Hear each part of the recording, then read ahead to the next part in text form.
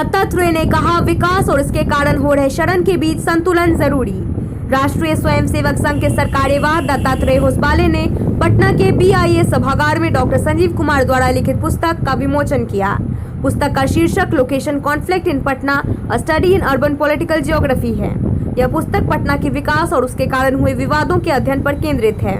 दत्तात्रेय ने इस अवसर पर विकास और इसके कारण प्रकृति में हो रहे शरण के बीच संतुलन बनाने की आवश्यकता बताई। राजनीतिक गलियारे में, ठेकेदारी के प्रभाव में, लैंड माफिया के दमन में ये सारी चीजें समाप्त हो जाती हैं। क्या कहेंगे?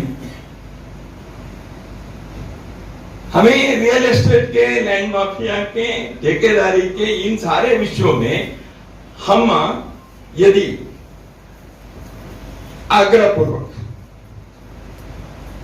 जनता के हित, प्रकृति के सामंजस्य रक्षा, संरक्षण, सुख सुविधा के अंदर कुछ विकास, इन सबको एक योग्य प्रकार से, पारदर्शिता से संजीव जी ने डिसेंट्रलाइज्ड डेमोक्रेटिक एडमिनिस्ट्रेशन के संदर्भ में इसमें कहा है, जनता के विकेंद्रित प्रशासन की व्यवस्था से इन चीजों को ठीक कर सकते हैं। इसकी आवश्यकता है। केंद्र में सरकार, वर्तमान सरकार जब 2014 में आई तो थोड़े दिन में एक अनौपचारिक मीटिंग में 2-4 विषय आए थे। उसमें एक है हमारे अर्बन गवर्नेंस, अर्बन प्लानिंग। धीरे धीरे स्मार्ट सिटी तक वो विषय आया। हमारे अर्बन गवर्नेंस जो है वह आज जिस तेजी से, जिस समग्रता से, जिस विवेकपूर्णता से अपने संस्कृति के बाकी चीजों की रक्षा करते हुए करना चाहिए, वो नहीं हो पाए। उदाहरण के लिए हर शहर के इतिहास है, पटना का भी है। यहाँ पाटलिपुत्र से लेकर आज तक पटना है। वाराणसी 3000 वर्ष पुराने हैं। दिल्ली 9वां दिल्ली है। हर शहर के इतिहास है। उस इतिहास के कुछ चिन्ह, कुछ संकेत, कुछ प्रतीक हर शहर में है। हम अपने सिटी के डेवलपमेंट में उन चीजों को नजरअंदाज करके ध्वस्त कर देते हैं। कल उस इतिहास का कोई भी चिन्ह वहां नहीं रहता, केवल पुस्तक में रहते हैं।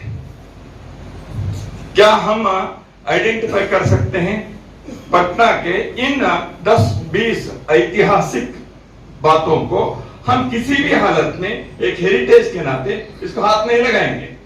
हमारे प्लानिंग जो होगा उसको छोड़कर होगा, उसके रक्षा में होगा, उसकी सुंदरता को बना कर रखकर होगा। यह करना पड़ेगा। नहीं तो आप अगली पीढ़ी को पटना के इतिहास को केवल म्यूजियम में या पुस्तक में बताएंगे, प्रत्यक्ष दिखाना चाहिए। संजीव जी और बाकी लोग जानते हैं, पश्चिम के कई शहरों में, कई देशों में इस विषय के बारे में उन्होंने आग्रह पूर्वक चिंता की है, ध्यान दिया है। भारतीय इतिहास संकलन योजना उन्होंने एक 10-12 वर्ष पूर्व दिल्ली विश्वविद्यालय के इतिहास विभाग के विद्यार्थियों को लगाकर दिल्ली के एक सर्वे किए। छोटे बड़े 3000 मंदिरों के उन्होंने कहीं ना कहीं निकाला, उसके एक डॉक्यूमेंटेशन किए।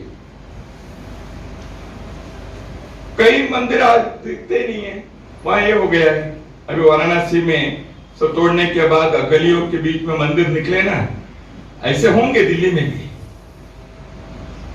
तो उन्होंने ये सबको डॉक्यूमेंट किया। ठीक है, 3000 के 3000 वैसे रखना, कई वर्षों के बाद आप सभी चीजों को नहीं रख सकते।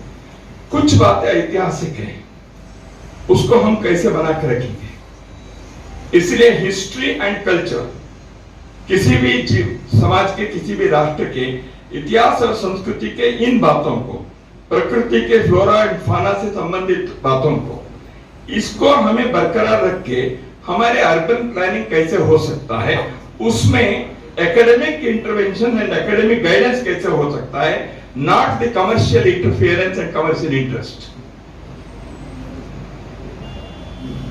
इसके बारे में विचार होना पड़ेगा। तो मुझे लगता है हम अर्बन गवर्नेंस में जियोग्राफी के ये कॉन्फ्लिक्ट को हम दूर करने में सफल होंगे।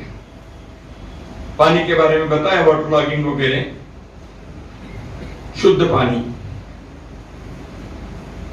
प्रोफेसर टी एन सिंह ने कहा थोड़े दिन के बाद ये प्लास्टिक बॉटल लेकर घूमना ये नहीं रहना चाहिए। आपके मुंह में घी शक्कर ऐसे होता है तो अच्छी बात है, क्योंकि इस बॉटल के कारण हमारे लिए एक है ये नॉन डिग्रेडेबल है, दूसरा है इसमें ज्यादा समय रखेंगे तो पानी विषाक्त होता है, जहरीला होता है,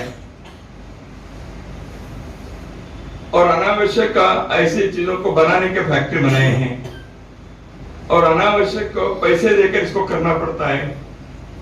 आप विश्व के जैसे आपने बताया कई शहरों में आप जाएंगे तो निःशुल्क पानी की सेवा है।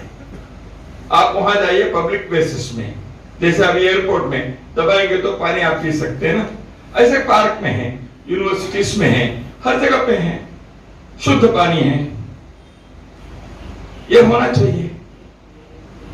अब पहली बार पुरी में, जगन्नाथपुरी में, उड़ीसा में पिछले महीने 24 घंटे शुद्ध पानी मिलने की व्यवस्था उन्होंने की है। यह भारत में प्रथम शहर है जहां ऐसे उन्होंने क्लेम किया है, शायद हुआ भी होगा, उन्होंने उसके उद्घाटन भी किया। ऐसे जगन्नाथपुरी में हर वर्ष 2 करोड़ लोग आते जाते हैं, उन सबके लिए शुद्ध पानी निःशुल्क 24 घंटे पीने के लिए मिलने की व्यवस्था उन्होंने की है। तो ऐसे मॉडल को हर जगह पर हमें करवाना चाहिए। तो इन सारे विषयों को यदि हम कहें तो अपने ये जो कॉन्फ्लिक्ट्स को उसको रिजॉल्व करने के, यह चीज केवल सरकार के डंडे से, कानून से नहीं होता। सरकार नियम बनाएगी, पॉलिसी मेकर्स एंड प्लानर्स उसके लिए आवश्यक नीतियों के योजना के बनाने के लिए वो अपने विचार रखेंगे, एकेडमिक्स उसके लिए स्टडी करके विचार रखेंगे, लेकिन जन प्रबोधन होना, जन शिक्षण होना, जन भावनाओं को उसके अनुरूप बनाना, यह बहुत बड़ा काम है। इसलिए जन भावना को ये मत करो कहना एक है, क्या करना चाहिए उसके अनुरूप भी करना पड़ेगा। जैसे मैंने कहा वहां पेड़ मत काटो, इसका काटो, लोगों को उकसा सकते हैं, अच्छी बात भी है, पेड़ बच गए, तो प्लानिंग कैसे करना है यह सोचना है। हम लेटेस्ट खबरों को सबसे पहले देखने के लिए सब्सक्राइब करें डिजिटल न्यूज 20।